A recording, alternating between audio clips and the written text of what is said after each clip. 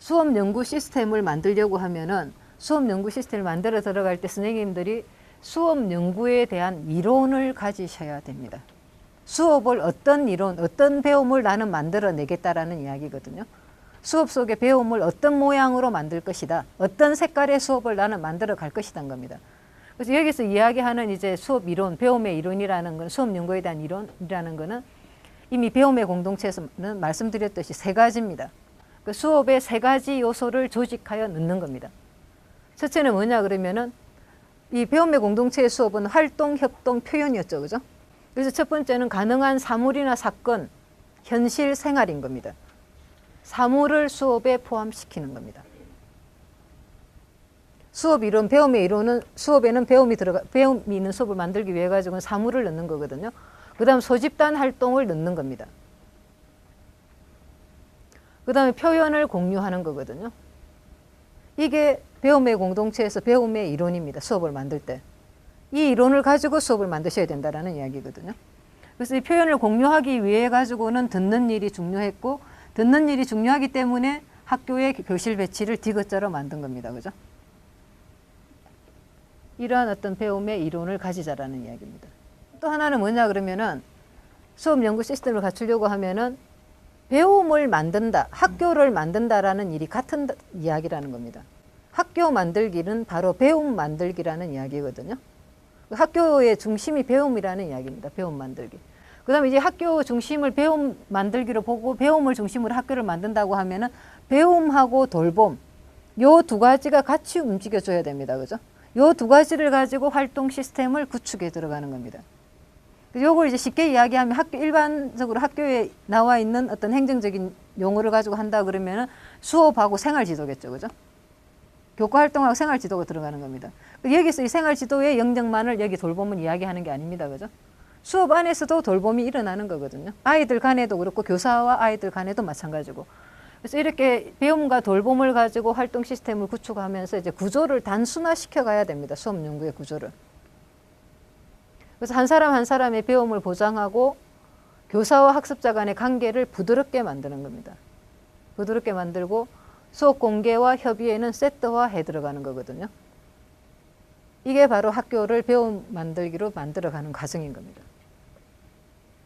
이거는 지금 수업 연구를 하기 위한 시스템을 만드는 겁니다. 수업 연구를 위한 시스템을 어떻게 우리가 만들어갈 것인가. 배움에 대한 이론을 가지고 그 다음에 배움 만들기가 바로 학교 만들기라는 이야기입니다. 그죠? 거기에 맞춰가지고 구조를 이제 단순화시켜가는 거고.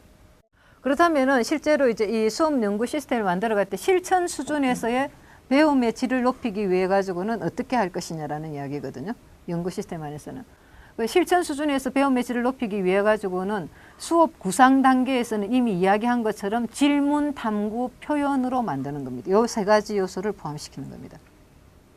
지금 여기서 말씀드리는 요 수업 연구 시스템은 선생님들이 학교 안에서 같이 움직이시는 겁니다. 그죠? 같이 이런 이론을 가지고 이렇게 이제 만들어 나가자라는 이야기거든요. 그리고 이제 문제는 뭐냐면 질문, 탐구, 표현을 어떻게 조직할 것이냐가 문제가 되겠죠. 저 안에 활동과 협동과 표현을 어떻게 할 것이냐라는 이야기인 겁니다. 저거를 만들어가는 과정인 겁니다. 자, 그럼 수업 구상의 단계에서는 요 세 가지를 요소를 어떻게 조직하는 거였다면은 그 다음에 실천 수준에서는 어떻게 만들어갈 것인가. 실천 수준. 실천에서는 지금까지 교실에서 이루어지고 있는 회화를 한번 분석을 한번 해보십시오. 어떤 패턴으로 이루어지고 있는가.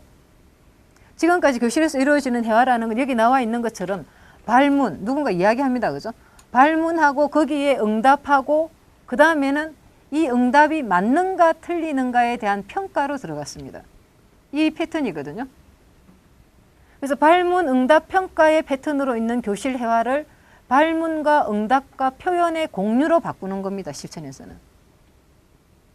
그래서 누군가 이야기하면은 그게 맞는가 틀린가를 가지고 평가를 하려고 저게 몇 점짜리인가를 갖다 평가하기 전에 그 응답을 전체가 다 같이 공유하도록 만드는 겁니다. 그죠? 다 같이 이해하고 같이 듣도록 만드는 겁니다. 그리고 세 번째 단계는 실천을 성찰하는 단계거든요. 이렇게 조직에 들어가는 겁니다. 그래서 앞에 말씀드렸던 교내 연수는 이 실천을 성찰하는 수준에 있는 게 이제 바로 교내 연수라고 보시면 되겠죠. 그죠? 수업 연구 시스템을 이렇게 만들고, 물론 교내 연수라는 시스템 자체도 학교 안에서는 굉장히 큰 거거든요. 큰 거고, 그다음 여기에서 실천의 성찰의 단계도 결국에는 이제 교내 연수의 단계에서 이게 진행이 되는 겁니다. 수업 연구 협의회를 한다라든가 그런 식으로 이제 시스템을 만들어 가시면 되겠죠, 그죠? 그리고 또 이제 이 수업 연구 시스템을 이제 만들어가는 과정에서 네 번째는 교사의 돌봄에 대한 것을 우리가 또 한번 살펴봐야 될 겁니다. 교사의 케어링. 아이들하고 어떻게 관계를 맺는가. 그래서 이 교사의 돌봄은 다른 게 아닌 겁니다. 그죠? 다른 게 아니고 아이들이 마음의 문을 닫지 않게 만드는 겁니다. 선생님들을 처음 만났을 때 교사와 아이들의 첫 만남부터 마음을 닫고 있는 아이들은 별로 없거든요. 지내면서 마음의 문을 닫는 겁니다. 저 선생님하고는 이야기 안 해야 되겠다가 되거든요. 저 사람하고는 이야기 안 해야 되겠다. 그래서 학교 와가지고 결국에는 한 명 한 명씩 마음의 문을 닫아 들어가는 겁니다. 아이들이. 그래서 그 마음의 문을 닫지 않게 해야 되거든요. 여는 것보다 더 중요한 게 닫지 않게 만드는 과정일 겁니다. 그래서 이 과정에서는 결국에는 엄하게 꾸짖는 일들을 하지 말자라는 이야기거든요. 우리 아이들을 야단치는 일들이 많잖아요. 그죠?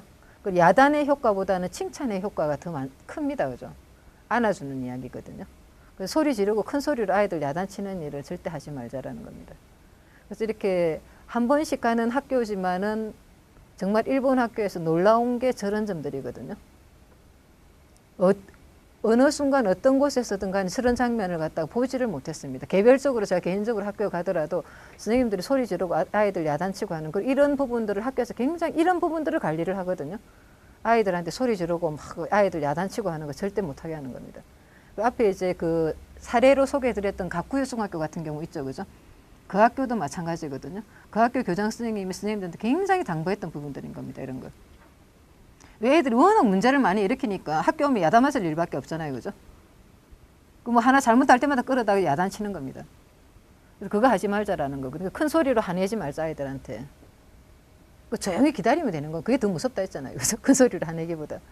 그리고 전체 앞에서 한 명을 꾸짖는 것도 하지 말자라는 겁니다. 한 명 마음 상하게 만드는 거잖아요. 자존심 상하게 만들잖아요. 그죠? 근데 우리 의식을 못 하거든요. 이러한 것들을. 그 내 눈앞에 여러 명 있는데 한 명이 잘못하니까 그 아이를 지적해서 야단을 치고 소리를 지를 수밖에 없는 겁니다. 근데 이것도 참아내셔야 되는 겁니다. 그죠? 그리고 아이들이 뭔가 문제 행동을 했을 때 그 이치를 먼저 물어보자라는 이야기거든요. 그 이치를 먼저 물어보자. 왜냐하면 아이들이 뭔가 이제 일을 벌렸을 때 거기에는 자기들 나름대로 이치가 있을 거거든요. 그 원인을 찾아보는 겁니다. 그걸 가지고 이야기를 시작하는 거거든요. 실은 이제 그 가쿠요 중학교라는 학교가 일본의 중등학교의 배움의 공동체에 이제 정말 멋진 훌륭한 이 거점 학교 역할을 해냈거든요. 그 학교 하나 때문에 그 학교 하나가 거의 출발점이 됐습니다. 출발점이 돼가지고 지금 중학교가 1000개를 넘어섰더라고요. 1000개를 넘어섰는데 이제 몇 년 전부터 이제 이 내부적으로만 수업 연구회나 이런 것들은 그대로 진행을 하고 있습니다. 진행을 하는데 외부 손님들을 최근에 좀 안 봤거든요.